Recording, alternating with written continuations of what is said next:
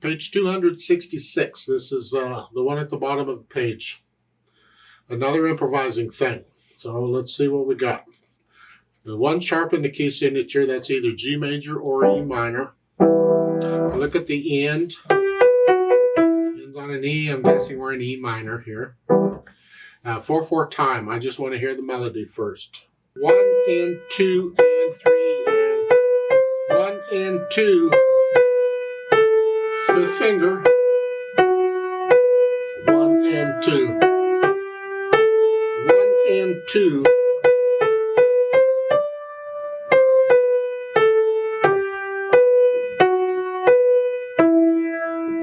See, that fingering lets me connect the melody okay. Then the chords, well, we got to figure them out. They're telling you in the words to use the 1, 5, 7, and 3 chords. And you can use inversions if you want so you're not moving around. So let's review them. In E minor, a 1 chord is that. A 5, 7 in the inversion we're used to is that. Remember we did that? The 1, 4, 5, 7, okay, 5, 7. We just need the 3 chord. 1, 2, 3. But in E minor, we're going to use D sharps because we're using a harmonic minor, so I'm going to take that up. Make it an augmented chord. So it's that. And so I could take this and put it on the bottom. So I got a 1 chord, a 5, 7 chord, and the 3 chord just chase the middle note. So the difference between a 5, 7 chord and a 3 chord is the middle note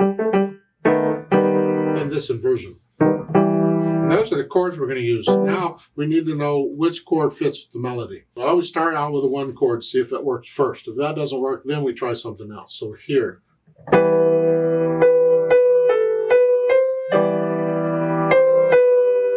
they want another chord for that. And then we're use a 5, 7 because the other, there's no A. The 5, 7 is the only chord we have with an A in it that we're using. Here. Now I can use the 3 chord. Now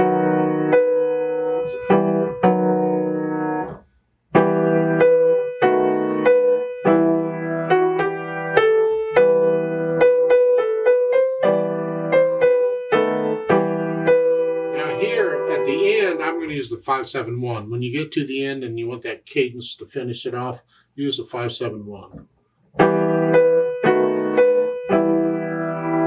I mean, I could have done that in the first line, but they want us to use the 3 chord. I got to stick it in there somewhere, and if I use it at the end, that just doesn't quite. The 5, 7 sounds better here. So in theory, I could have used a 3 chord on both lines. They're in the last, next to the last measure of each line in this. I could have used a 1 chord and a 3 chord. Or I could have used a 5, 7 in both. So what do? Well, they're telling us they want us to use the 3 chord, but it sounds, in my opinion, much better if you just use the regular cadence and use the 5, 7, 1 at the end. So I use a 3 chord on the first line, and then a 5, 7 chord in the second line. A little bit of variety in there. That's how I'm going to do it. I don't know that one way is right or wrong, but that's how I'm going to do it. And the pattern, they're just giving you block chords, but you don't have to. You try some other chords if you want.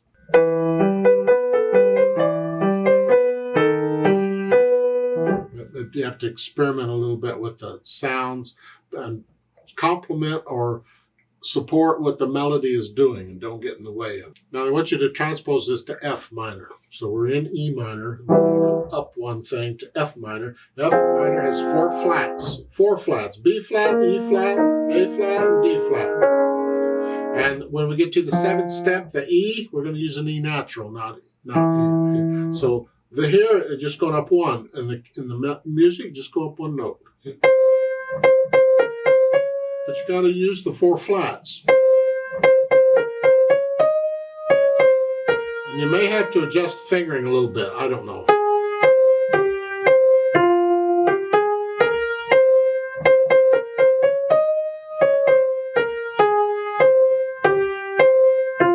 That would be the melody. The chords, again, in F minor, is one chord, the 5/7 chord here, and then the 3 chord, well, with just the 3 chord, 1, 2, 3, but we're going to use the E natural, so it's these. It's like a 1 chord, you go down 1. Or here, so we're doing the same thing. So the second measure just doesn't sound quite right, but they're not giving us any other chord options. Otherwise, I'd use a different chord in that second measure, because this, it's the 7th chord. But I said, and then this, and then now we could do doing the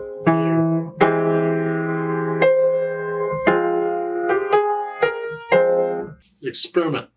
After I've heard these things for a while, nothing sounds right anymore. I have to go away, take a break, or get away from it, and then come back again, and then I can hear them again.